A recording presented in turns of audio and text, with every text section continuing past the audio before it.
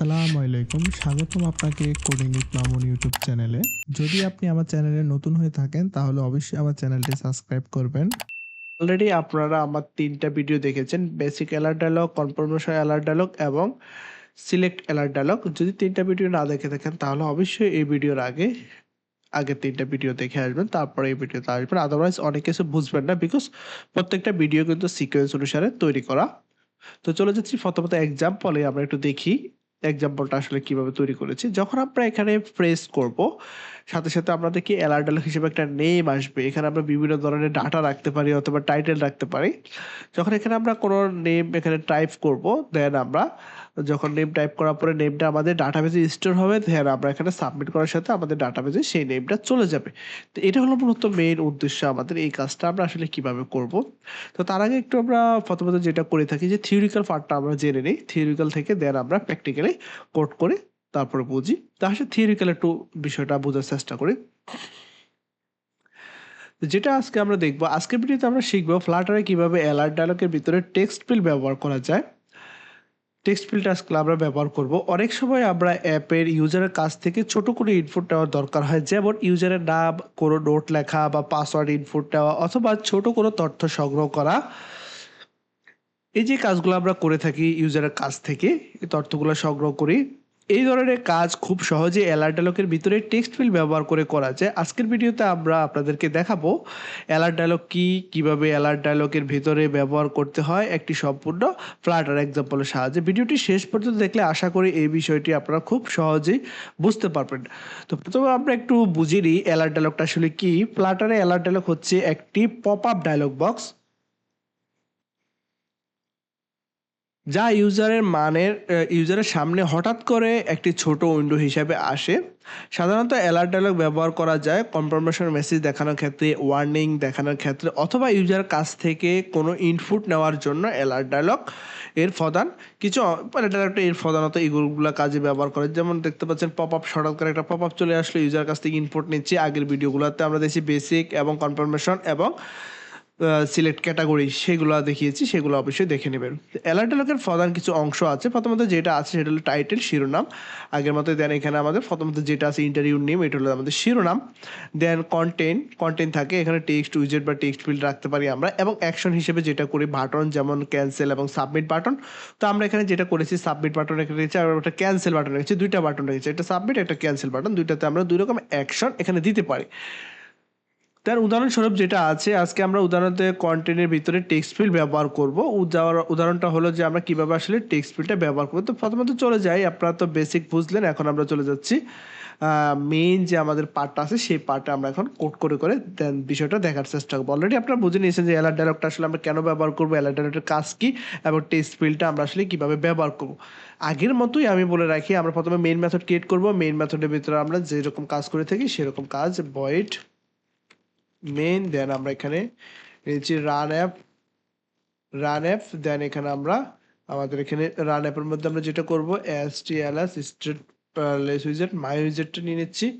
দেন মাই উইজেটের মধ্যে যেটা করব আমরা এখানে ফ্লাটার উইজেটের মধ্যে মাই উইজেটটা দিয়ে দিচ্ছি। Okay fine. দেন আমরা এখানে যেটা করব সেটা হলো যে আমরা ম্যাটেরিয়াল অ্যাপটাকে কল করব। ম্যাটেরিয়াল অ্যাপ নিয়ে নিচ্ছি। ম্যাটেরিয়াল অ্যাপের মধ্যে আমরা যেটা করব আমরা এখানে হোম উইজেট নিয়ে নিব। হোমের মধ্যে আলাদা একটা করে নতুন করে কি করব, আমরা নতুন একটা উইজেট তৈরি করব। দেন আমরা এখানে নতুন একটা উইজেট তৈরি করতেছি। এখন আমরা চাইলে এখানে যে উইজেট স্টেটলেস উইজেট তৈরি করতে পারি, তা আমরা দিচ্ছি stls স্টেটলেস উইজেট। দেন আমরা হোম পেজ হোম পেজ দিয়ে দিচ্ছি। Okay fine. দেন এই হোম পেজটাকে এখানে আমরা জাস্ট কি করে দেবো, পাস করে দেবো। দ্যাটস ইট, আমাদের রুট পেজ যেটা সেটা তৈরি করা হয়ে গেল। এখন আসেন এখানে মেইন কাজ যে হোম পেজের মধ্যে আসলে আমরা এখানে কিভাবে আমাদের টেক্সট ফিল্ডটাকে এখানে আমরা অ্যাড করব, এখন সেটা নিয়ে আমরা কাজ করব। তো প্রথমত আমরা এখানে যেটা রিটার্ন করব সেটা হলো যে স্কাফোল্ড। আমরা আগের মতো এখানে স্কাফোল্ড রিটার্ন করছি। স্কাফোল্ড আমরা অ্যাপ বার দেবো এবং বডিতে কাজ করবো। তো আমরা প্রথমত একটা সিম্পল একটা অ্যাপ বার তৈরি করে নিয়েছি, একটা অ্যাপ বার দিয়ে দিচ্ছি। দেন অ্যাপ বারের পরবর্তীতে আমরা এখানে দিচ্ছি বডিতে আমরা দিয়েছি সেন্টার উইজেট। সেন্টারটা আমরা যেটা তৈরি করবো সেটা হলো যে সেন্টার আমরা দিয়েছি চাইল্ড উইজেট। চাইল্ডটা প্রথমত এলিভেটেড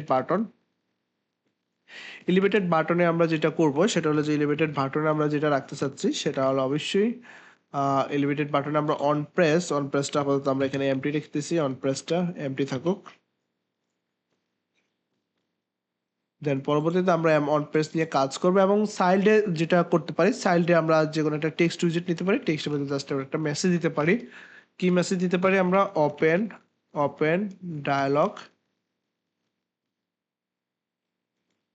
ডায়ালগ নামে একটা মেসেজ দিয়ে দিচ্ছি। ওকে ফাইন, আমাদের কোডটাকে একটু ফরম্যাট করে নিচ্ছি। এখন দেখেন আমরা মেইন কাজটা যেটা হবে, যখনই আমাদের এলিভেটেড বাটনে প্রেস করবে ইউজার, যখন এলিভেটেড বাটনে প্রেস করবে তখন কিন্তু এখানে ফাংশনটা কি হবে? এক্সিকিউট হবে ফাংশন, ঠিক আছে?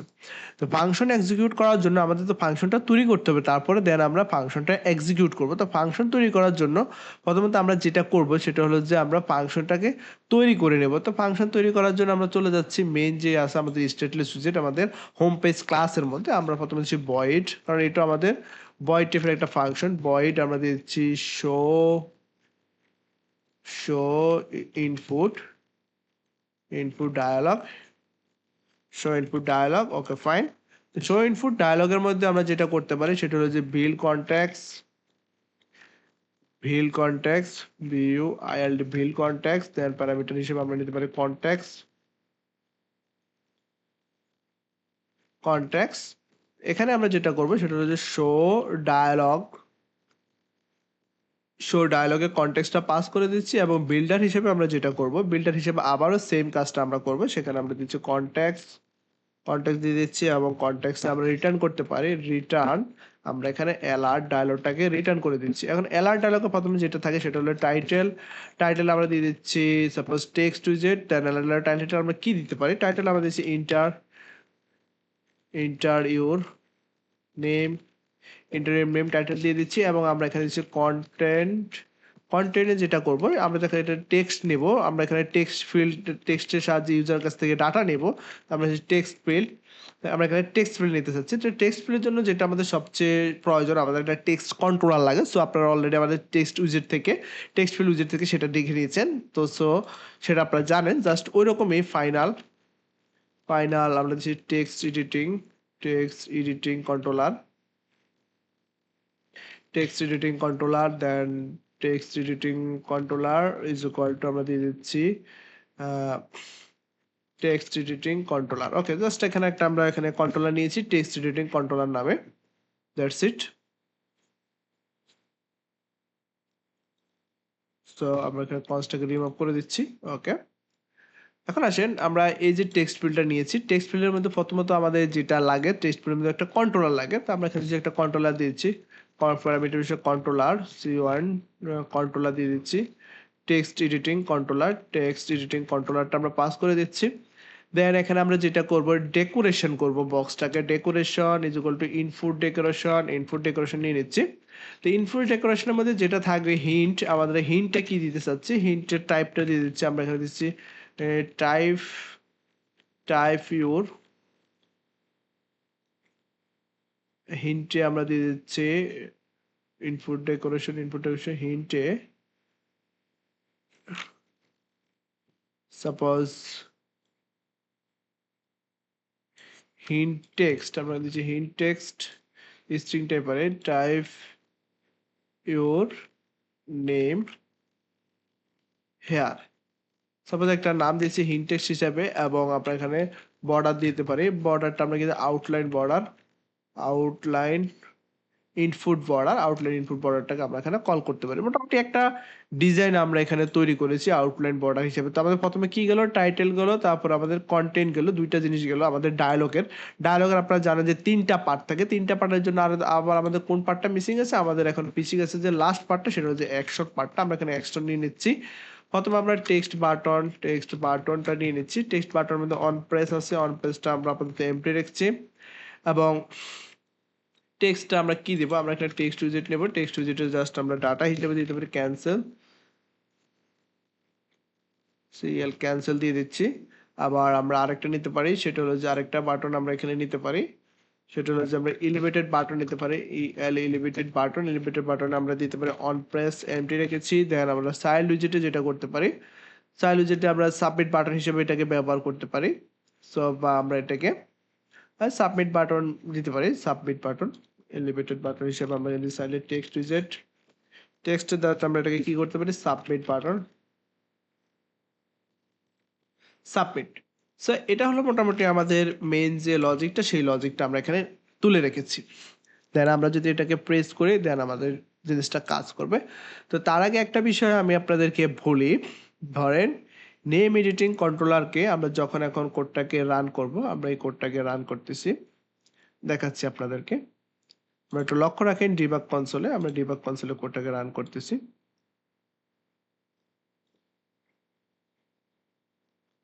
কোডটা রান হতে কিছুটা সময় নেবে, সেই সময়টা আপনার অপেক্ষা, কারণ এটা একটু ফ্লাটার তো একটু হেভি মেশিন লাগে, মেশিনের উপর ডিপেন্ড করে যে আসলে কতটুকু সময় লাগবে, তার উপরে ডিপেন্ড করে কিন্তু কাজটা হয়। তাদের মেশিন ভালো হলে আপনার সময় কম লাগবে, মেশিন একটু সময় লাগলে মেশিনের উপর ডিপেন্ড করে এবং গ্রাফিক্স কার্ডটার উপর ডিপেন্ড করে। সেই হিসেবে ধরেন আপনি এখানে ক্লিক করলেন, ক্লিক করার সাথে সাথে আমাদের কি হলো, ও সরি, আমরা এখানে আসলে ক্লিক করলাম কিন্তু আমরা তো এখানে কোনো ফাংশনে কোনো কিছু অ্যাড করিনি। তো আমাদের যেটা কাজ করতে হবে মেইন ফাংশন, আমরা কি হলো শো ইনপুট ডায়লগ যেটা আছে, আমরা সরাসরি ইনপুট ডায়লগে চলে যাচ্ছি এবং এলিভেটরে যে ফাংশনটা আছে আমরা এখানে আমাদের ফাংশনটা এখানে বসিয়ে দিতে হবে এবং এখানে আমরা দিতে হবে কনটেক্সট প্যারামিটার হিসেবে পাস করতে হবে। ওকে ফাইন, এখন আমরা এটাকে হট রিলোড করে নিচ্ছি, কারণ আমরা এলিভেটেড বাটন প্রেস করার সাথে সাথে আমাদের ফাংশনটা এক্সিকিউশন হবে। যখন প্রেস করব সাথে সাথে আমাদের ফাংশন এক্সিকিউশন হলে এখন এখানে কিন্তু একটা নাম চাচ্ছে, তো আমরা এখানে জাস্ট দিচ্ছি মামুন। দেন আমরা এখানে সাবমিট করলাম। তো সাবমিট করার পরে দেখতে পাচ্ছেন আমাদের কিন্তু এটা সাবমিট হয় না, আমাদের কিন্তু এখানে কোনো ফাংশন অ্যাড করি নাই, সাবমিট ফাংশন। তো সাবমিট ফাংশনে আমরা কোন ফাংশনটা অ্যাড করব, তো চলুন এখন আমরা সাবমিট ফাংশন নিয়ে কাজ করি এবং ক্যান্সেল ফাংশন নিয়ে কাজ করি। তো এটা হলো আমাদের সাবমিট ফাংশন। তো সাবমিট ফাংশনে চলে আসলাম, আমরা এখানে যেটা করি, আমরা চাচ্ছি, আমি আপনাদেরকে একটু দেখাতে চাচ্ছি যে আমরা যখন সাবমিটে প্রেস করবো সাথে সাথে আমাদের ভ্যালুটা ইউজার এখানে টেক্সট ফিল্ডে যে ভ্যালুটা থাকবে সেই ভ্যালুটা আমাদের ডাটাবেজে স্টোর হবে, অথবা আমরা যে লজিক চাচ্ছি সেই লজিকে কাজ করবে। আপাতত আমরা এখন প্রিন্ট কনসোল ডিবাগ কনসোলে সেই ভ্যালুটা দেখার চেষ্টা করবো, সেই জন্য আমরা নিয়েছি স্ট্রিং, আমরা সেই ভ্যালুটা স্টোর করবো। String name is equal to আমরা এখানে দিচ্ছি টেক্সট এডিটিং কন্ট্রোলার ডট, আমরা এখানে দিচ্ছি টেক্সট। দেন আমরা এখান থেকে আপাতত ইউজার যে ভ্যালুটা দিবে সেই ভ্যালুটা আমরা এখানে পেয়ে যাব। দেন এটাকে আমরা কি করতে পারি, প্রিন্ট করতে পারি। প্রিন্ট করতে পারি কি, কাকে প্রিন্ট করতে পারি, আমরা এখানে দিতে পারি একটা মেসেজ দিতে পারি, ইউজার নেম ইজ, আমরা এখানে জাস্ট ইউজার নেম ইজ, আমরা এখানে ইউজারের নেমটাকে দেখতে চাচ্ছি, তার ডলার আমরা এখানে ডলার সাইন দিয়ে দিচ্ছি নেমটাকে এখানে আমরা নিয়ে আসলাম। ওকে, তার মানে এখন আমরা কিন্তু কি করতে পারি, ইউজারের নামটা দেখতে পারবো। তারপর ইউজারের নামটা যখন আমরা পেয়ে যাব দেন আমরা কি করব, টেক্সট এডিটিং কন্ট্রোলারটাকে আমরা ক্লিয়ার করে দেবো, ক্লিয়ার মেথডকে কল করবো, সাথে সাথে আমাদের টেক্সট এডিটিং কন্ট্রোলারটা ক্লিয়ার হয়ে যাবে এবং আমরা আমাদের নেভিগেটরটাকে অফ করে দেবো, আমরা সেই পেজ থেকে বের হয়ে যাবে। এনে ভিআই টিওআর নেভিগেটর ডট, আমরা এখানে পপ ব্যবহার করব, দেন এখানে আমরা কনটেক্সটটা পাস করে দেবো। ওকে ফাইন, এটা হলো আমাদের সাবমিট বাটনের মেল লজিক এবং মেকানিজম। এবং তারপর আমাদের আরেকটা বাটন আছে, সেটা হলো যে টেক্সট বাটন, সেখানে আমরা সেই কাজটাই করে দিচ্ছি। ঠিক আছে, আমরা সেখানে টেক্সট বাটনে যখন ক্যান্সেলে চাপ দিবি সেটা সেখান থেকে বের হয়ে যাবে। এখন যদি আমরা কোডটাকে রান করি, এখন আমরা একটু ডিবাগ কনসোলে দেখবো যে আমাদের যে ভ্যালুটা আমরা টাইপ করি সেই ভ্যালুটা আমরা পাচ্ছি কিনা। ধরেন এখানে আমরা আমার নাম টাইপ করলাম, সাপোজ আমি নাম টাইপ করলাম মামুন। ওকে, এখন আমরা যখন সাবমিট করবো সাথে সাথে কিন্তু আমাদের উইন্ডোটা অফ হয়ে গেছে, দেখতে পাচ্ছেন আমাদের ভ্যালুটা কিন্তু এখানে শো করতেছে। আমি একটু হাইলাইট করে দেখাই, নেম ইজ মামুন দেখাচ্ছে। তো এই যে ভ্যালুটা আসছে, এখন ভ্যালুটা চলে আসছে অলরেডি। কিসের সাহায্যে আমরা ভ্যালুটা আনতে পারছি, সেটা হলো অ্যালার্ট ডায়লগের সাহায্যে আমরা ভ্যালুটা নিয়ে এসেছি এবং দেন ভ্যালুটা এখন আমাদের ইচ্ছা মতো আমরা স্টোর করতে পারবো। আশা করি আমাদের প্র্যাকটিক্যাল কোড যেটা আছে সেটা আপনারা ইজিলি বুঝতে পারছেন, কোনো অসুবিধা নেই। যদি কোনো কিছু বুঝে না থাকেন অবশ্যই আমি সবসময় বলি যে কমেন্ট করবেন এবং সেটা আমি আপনাদেরকে রিপ্লাই দেওয়ার চেষ্টা করব। এখন দেখি একটু আমাদের কোডের এক্সপ্লেনেশনটা আসলে কীভাবে আমরা কি করেছি সেটা একটু দেখার চেষ্টা করি। এখানে কোডটা একটু বুঝিয়ে নেওয়ার চেষ্টা করি। প্রথমে একটা আমরা টেক্সট এডিটিং কন্ট্রোলার ব্যবহার করেছি, এটা ব্যবহার করা হয় টেক্সট ফিল্ডের ভিতরে ডাটা পাওয়ার জন্য। এরপর আমরা ফাংশন তৈরি করেছি, সেই ফাংশনটা হলো যে কি শো ডায়ালগ কল করেছি, তারপরে ডায়ালগটা টাইটেল লিখেছি, টাইটেল কন্টেন্ট এবং অ্যাকশন তিনটার কাজ আপনারা জানেন। যেমন লগ ইন ফর্ম, এটা দিয়ে আসলে আমরা কী করতে পারি, এই যে আমরা এর ফলে ইউজার থেকে এখানে আমরা টাইপ করতে পারি, যেমন টেক্সট ফিল্ডের সাথে টাইপ করতে পারি, যেমন কোন ধরনের টাইপ করতে পারি, লগ ইন ফর্মে রিনেম ফোল্ডার যেটা আছে সেখানে আমরা সেমভাবে কাজ করে থাকি, অ্যাড নোটের ক্ষেত্রে, পাসওয়ার্ড ইনপুটের ক্ষেত্রে, ইউজার ফিডব্যাকের ক্ষেত্রে এইরকম পপ আপ ডায়লগ কিন্তু আসে, সেখানে আমরা সেভাবে কিন্তু কাজ করে থাকি, সেটা অলরেডি বুঝেছি। এবং কনক্লুশন যদি আমরা একটু দেখি, কনসোলেশনে যেটা আজকের ভিডিওতে আমরা শিখলাম ফ্লাটারে অ্যালার্ট ডায়লগ কি, ফ্লাটার অ্যালার্ট ডায়লগ ভিতরে টেক্সট ফিল্ড ব্যবহার করে কিভাবে ব্যবহার করতে হয় এবং টেক্সট এডিটিং কন্ট্রোলার দিয়ে ইনপুট কিভাবে নেওয়া যায়। আপনি চাইলে এই ডায়লগের ভিতরে একাধিক টেক্সট ফিল্ড, ড্রপ ডাউন এবং অন্যান্য উইজেট ব্যবহার করতে পারেন। ক্লিয়ার? যদি ভিডিওটি ভালো লাগে অবশ্যই লাইক করবেন, কমেন্ট করবেন এবং সাবস্ক্রাইব করবেন। ফ্লাটারে আরও সুন্দর টিউটোরিয়াল নিয়ে আমি আবারও হাজির হব। সবাই ভালো থাকবেন। ধন্যবাদ।